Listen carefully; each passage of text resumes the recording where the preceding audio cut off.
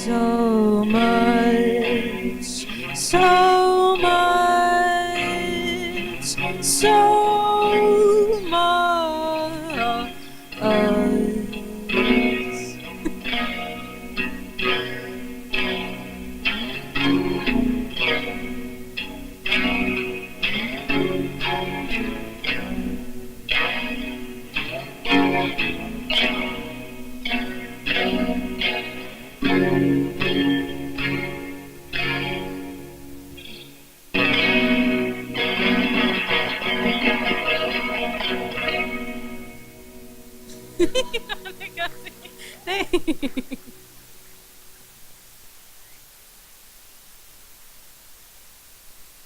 Nice, that was my cue, the double blink.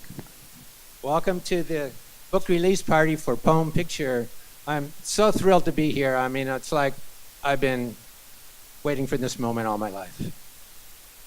And to be here with fantastic musicians, Elnuh and Mark, it's really a kick. So I wanted to show off my book. This is it, Poem Picture. It is a collection of poems, many of them written right here. And the idea was, as in classical Chinese paintings, the poems and the pictures appear in the same frame. Well, this is a poem that was written here. It's called The Motion-Activated Paper Towel Machine. It's activated by motion, not emotion. Only when you wave your hands will it respond like a handshake or a smile in machine language, perhaps. It delivers the prescribed length of paper tissue into your waiting hands and stops. The light goes out as it waits for more instructions. I accept the offering of the paper towel machine and dry off my hands. After they're sufficiently dry, I discard the paper towel in the receptacle, a simple ritual. What it means on a deeper level, I'm not sure. Yeah, that was written here in the bathroom, inspired by the paper towel machine and our ongoing trend to become cyborgs. So, I mean, I guess just enjoy it, you know. We're all being trained by the computers. So I had to hunt down this poem. It was actually written in my backyard. If you can really see the picture, it's my lily pond. And it's called The Lilies in My Pond Are Creating a Cross-Hatched Matrix Network for Collecting Sunlight. Meanwhile, the humans are casting dispersions and creating dissensions and generally fucking everything up. These guys don't even have a brain. Humans have a big one. Stumble over it all the time. Alt left, alt right. Sounds like a drum beat marching to oblivion. Sit down and meditate. Find your true self. The place of clarity and understanding where you can see clearly, where you can enjoy the feeling of being alive. Don't fall for the media circus. Don't lose yourself in unworthy projects. Float on the water. Find your roots deep in the mud. Notice your existence.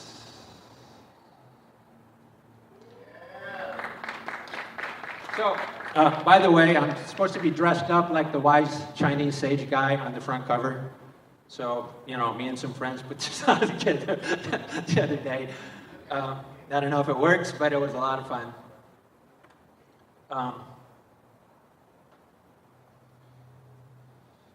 Yeah. This one, it was actually written on the beach in Mexico. Shot a picture of my shadow. Semi-divine we are. Proteus and Zeus and Telemachus and Gilgamesh and Sister Ishtar on the altar, the daughter and the queen of sex, Aphrodite and Apollo with Mars and Moonbeam and lovely Athena. We are all these and more probably that we don't even know yet, haven't written the story yet. Right on, oh Dionysus, oh Chaos, oh Kronos, oh Eros, oh boy, good grief, good story. Yeah, well, I was just talking to Ray, and we were talking about film script writing, and he was telling me that there's only 7 stories. And I responded, yeah, really there's only one. And it's the hero's journey. And we're on this journey, and we're trying to find the treasure, the paradise, the thing of great value, and bring it home. And the reason that's the only story, at least in one version, is because that's what our life is. Our life is a story. And every story that you see or every movie you hear is a parable or an analogy of a human life. It has a beginning, it has an end, it has a middle part, a plot, character development, conflict resolution. And this is why we enjoy stories, and we tell stories to remind ourselves and to enhance and embrace the values that are important to us. Human beings have been telling stories for as long as we could talk. Human beings have been living here around that river right over there for at least 12,000 years, probably closer to 20 or 30. And I'd like to do a poem about the river. It's called A Myth for Our Time. Since we don't know anything about those ancient people, really, it's all buried underground. So we can make up our own stories. Before the Spanish marched in, straggled in more likely, thirsty and dusty. Before the payaya showed up, 500 strong, oh Lord, this enchanted spring. Long before any human beings dwelt here around the mouth of God, the womb of Mother Nature, the cradle of civilization, the water nymphs, the frogs, and the tall cypress resided here, occasionally visited by the mastodons, a saber-toothed tiger or two, and the snake people. Oakland Cliff and Sawana Tati, also known as Brother Tree and Sister Brook, tended the garden. They have always been here. It was their voice calling back and forth, "O Atakania, O Atakana," that sounded in the splashing of the water on the rocks, on the call of the ducks coming down to the trees, in the silence at twilight when everything changes.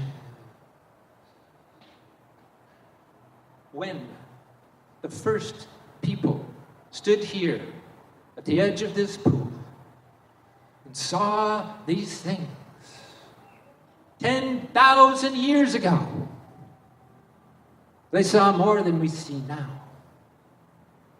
They felt more than we feel now. They knew more than we know now. But they could not imagine us. Heaven is forever and stories are about the past. We can imagine them though. Look back and make a myth. Train your tired eyes to see. Train your weary heart to feel. Find your inner voice and listen. I really feel like I commune with those old people. We need to come together, people. Focusing on all the differences between people doesn't help people. Conservatives versus the liberals. Come on, people, that's just a battle zone. We have to fight it out because we're so different. Just come together, please, and work it out together, all one effort. The Russians or the Mexicans or the Chinese or the migrant caravan, who's our next enemy going to be? Decide now with this tragic news blip. We had to attack them so they wouldn't attack us. But now they're going to attack us because we attacked them. And in more news, our smart bombs just got bomber, but we missed the wrong target. All the different nationalities and races all racing for the same destination, obliteration, all came from the same mother, same earth. Same sacred birthplace, Africa. Same tribe, same family. Brothers and sisters, I bring you together today to make a short announcement. We are all members of the same family. Thank you. Same genome, been roaming the halls for eons, back when we were hunter-gatherers till now. Same genome, our name, tagged, encoded, targeted, written in letters ATCP on the twisted ribbon of our genes, adenine, thymine, guanine, cytosine, all the nucleotides of our deoxyribonucleic acid. All holding hands together and hanging out, telling the cells all about it and what to do and stuff. turning it on and off, the specific functions. That's the instructions. That's our DNA, same today as it is every day as it ever was since back in the day, since before all this stuff. We're all different, but we're the same, incredibly unique, but human, like me. Our design features are identical. 2 eyes, 2 ears, 1 nose, the same mouth. We breathe and talk through both. We all wear clothes, but different patterns. My ancient grandmother was your ancient grandmother. The stories of my crib were the stories of your crib too, I think might be true. If you're black or brown or a lighter shade of pale, there is no difference. It's so apparent. If you're red or blue, catch a clue. It's not about that hue. But vote for Beto. It's about time we come together, people. Everybody speaks from their own perspective. Altogether, it's the voice of humanity. It's the strength of our diversity. It's a distinction of our species. It's our garden of ideas. It's our open mic at Rosellas. It's a forum of citizens where we can find our solutions. It's where our collective wisdom dwells. It's a place where we can talk and listen. And thank you for listening. All right, we're going to get Mockingbird Express up here, a.k.a. Mark, and do some tunes, and I'll be back.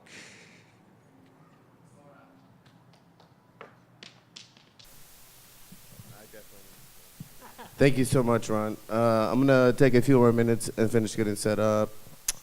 Thanks, everybody, for being here. That was really far out, Ron. Really appreciate you.